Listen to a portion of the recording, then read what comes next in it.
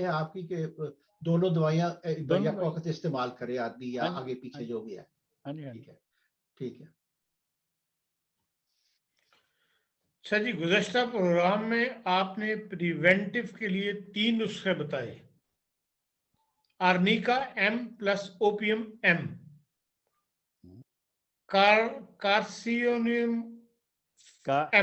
کارسینوسن M, radium bromatum M. ان دواؤں کے درمیان کتنا وقفہ رکھنا ہوتا ہے؟ کیا ایک دن میں سب دوائیں استعمال کر سکتے ہیں؟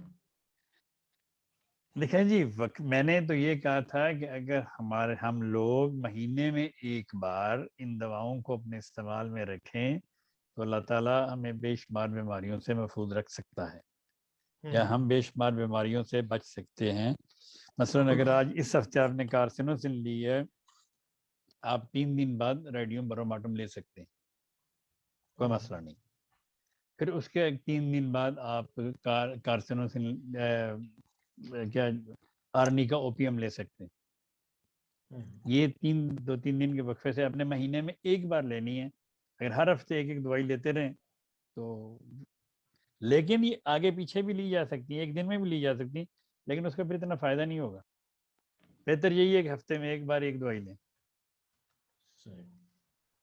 آرنیکا اوپیم 1 مینس 1000 پوٹینسی. اسی طرح ریڈیم بروماٹم 1 مینس 1000. 200 بھی ہو وہ لے سکتے ہیں آپ. کئی لوگوں کے پاس 200 ہوتی ہے، 1000 نہیں ہوتی، تو 200 دن میں ہفتے میں 2 دفعہ لے لیں، اس طرح بھی کر سکتے ہیں.